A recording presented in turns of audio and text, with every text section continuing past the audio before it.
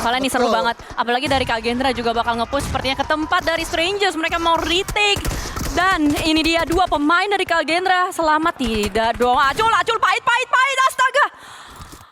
Kak Gendra juga hilang. Sebentar, ini kenapa banyak sekali tim Indonesia yang ngerasa gerusuk deh?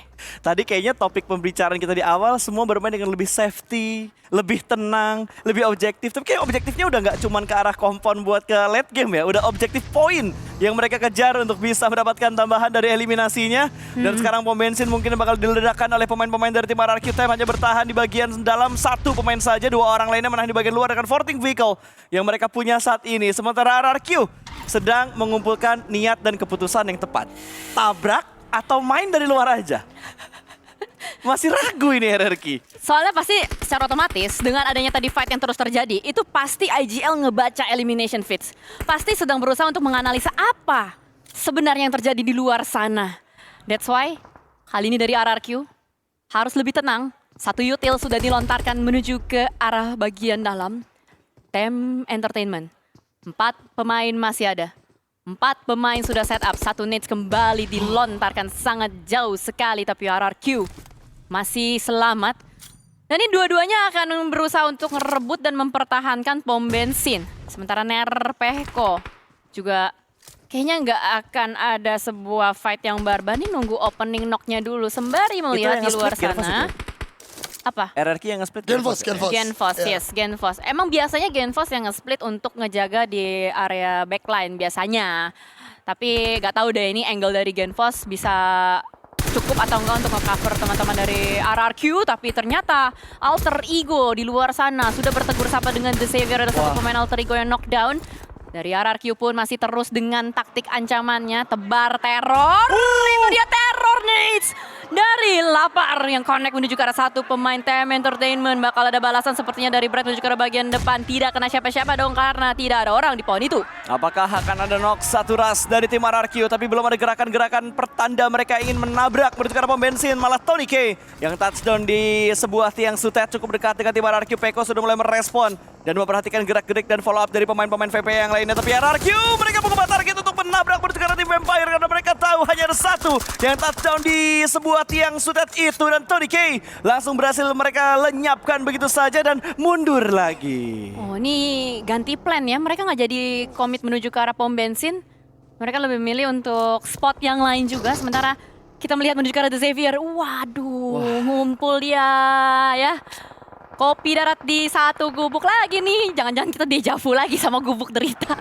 Tapi dari tadi yang ada di gubuk yang selamat itu masalahnya. Itu. Void tadi duluan ke gubuk dia selamat. Iya. BTR nabrak, Semne nabrak, ya nabrak gak ada yang selamat. Tapi Vampire bakal ditabrak. Bang, pelornya habis. Nuzi lupa reload. Ya ampun Nuzi. Lupa reload, dia terlalu asik menembak dan membuat Vampire pun lampunya mati. Ini membuat The Xavier nyaman di peringkat mereka sekarang karena mereka masih berempat. Mereka mendapatkan satu eliminasi. Alliance bahkan dibuat babak belur. Hanya tinggal Keluk yang tersisa. Sebuah granat dilemparkan, tembak menjadi penghalang untuk tim Alliance kali ini. Hanya ada satu pohon yang bisa digunakan untuk bersembunyi. Bahkan sudah ada oplosan-oplosan utility. Smoke, granat, molotov, semua dilemparkan. Tapi Keluk apakah bisa bertahan dari granat ini? Ternyata dia masih bisa bertahan dengan timing healing yang begitu tepat. Tapi masih dihujani granat. 2 granat bahkan dilemparkan. Keluk bisa menghindari yang pertama. Dia mundur menjadi ninja dengan smoke yang sudah dia pop up. Tapi berapa lama dia bisa bertahan? Ternyata udah gak lama-lama lagi bro. Ampe gua kecekek barusan. Sebuah jeritan laki keluar dari mulut gua. The Xavier tersenyum dengan sangat lebar, ampe giginya kering. 1, 2, 3, 4 tim di bawah dari The Xavier mati lampu semua. Dan what happened? Gue gak ngerti apa yang ada di pemikiran 4 tim tersebut. Sepertinya mereka punya motivasi dalam otak mereka. Dan mungkin pep talknya adalah lu main pede, lu main gila. Dan itu yang terjadi di beberapa tim. Tapi masalah kalkulasinya ini kayak fail semua. Kalau Sidal gue gak tahu ya. Tadi itu dia memang posisi udah kejepit. Itu adik lu kalau selamat itu juga miracle kembali. Itu udah kayak keajaiban. Voindang kayaknya masih selamat tuh. Ini ya kalau gue lihat Jel ya, Jan? menyambung apa yang lu sampaikan tadi. Kayaknya justru tim-tim yang lagi di bagian atas, mereka seperti nggak mau kehilangan momentum untuk gue tetap berani nih fight. Gue tetap berani nih, karena yang di bagian bawah harusnya dak-dikduk sekarang. Benar. Tapi ternyata fokus dari tim-tim yang ada di bagian papan tengah sampai bawah, itu justru lagi dalam prime condition ya. Dari tadi push-push yang menurut gue yang nggak banget gitu loh ya kan. Nggak ada backup di bagian belakang, utility nggak masuk, adu tembak di tempat yang informasinya belum jelas gitu loh. Itu yang tadi ngebuat tim-tim di bagian atas semuanya hilang satu persatu. Iya, dan lu lihat DX deh. DX tuh satu shake ya, bertiga. Tapi satunya masih nge-split. Masih jadi watchtower gitu. Parajinnya masih nggak nyatu gitu. Mungkin mengantisipasi kalau tiba-tiba gubuk ini menjadi gubuk derita. Makanya masih ada satu orang lah, at least selamat dari tim DX. Itu yang sedang mereka pikirkan. Dan nggak banyak compound, perumahan, shake atau apapun itu yang bisa dimainin di circle yang sekarang. To be honest ya, apa yang dimainkan oleh The Xavier, ini adalah counter main dari orang-orang. Di saat orang-orang berpikir gue main agresif, dia main di tengah-tengah bertiga di satu gubuk kecil. Siapa coba yang bisa mikir bertiga di dalam di gubuk kecil? Coba. Itu Xavier. Ada Voin, tapi Bonyok tinggal 2. Ya kan kalau Voin menurut gue karena dia udah sisa berdua mau nggak mau ngambil tempat itu kan. Benar. Kalau The Xavier lu masih berempat dan kok bisa kepikiran hal tersebut? Tapi ya udahlah ya, ntar kita saksikan seperti apa. Apalagi tempat The Xavier ini masih menjadi magnet atau poros dari zona. Void Donkey memang ya mereka selamat di bagian seperempat zona, tapi berapa mata yang melihat, berapa mata yang pingin untuk retake tempat dari Void Donkey, apalagi itu udah lekukan juga yang enak banget buat dijadikan checkpoint. Masalahnya ya tempatnya Void ini tuh enak cuy, enaknya tuh dalam arti ini loh, dari lootingan itu gak bakal habis cuy. Berapa banyak kotak deket check itu coba. Setorannya banyak. Granat habis, ngambil lagi, pelor abis ngambil lagi. Cuman gua rasa yang bakal di-refill terus-terusan sama Void adalah granatnya sih. Dan dari tadi kan kayak silih berganti, smoke ngambil util lagi, smoke lagi ngambil util lagi gitu. Jadi makin terselamatkan posisi mereka untuk saat ini. Dan yang lagi diantisipasi sama Void adalah kalau tem nabrak, mereka harus bisa untuk ngatur timing granatnya supaya tepat. Jadi begitu temnya touchdown, kena granat, knock, mereka bisa counter cepet. Itu bisa ada di dalam buku teori, tapi play zone atau blue zone yang memakan satu pemain terakhir atau satu pemain backline dari The Xavier, dan sementara Alter Ego Ares berputar-putar saja nabrak ke arah satu tempat dari RRQ. Ada trading knock yang terjadi antara RRQ dan juga Alter Ego Ares. Genfos masih selamat melihat ke arah bagian depan, ditembak, tapi ternyata itu adalah Soul Zip yang mendapatkannya, dan ternyata Alter Ego Ares pulang menuju ke arah bagian lobby, tidak jadi survive sampai ke late game. RRQ selamat dan zona menuju ke arah The Xavier. Circle ke-7 condong banget menuju ke arah DX, dan sekarang mungkin bakal diganggu sama tim Flash, dan Flash bisa mendapatkan satu Lamborghini tumbang begitu saja. Belum ada regroup dari anggota DX kali ini, tapi sepertinya udah mulai dari grup yang bakal mereka lakukan, tapi granat bakal dilemparkan.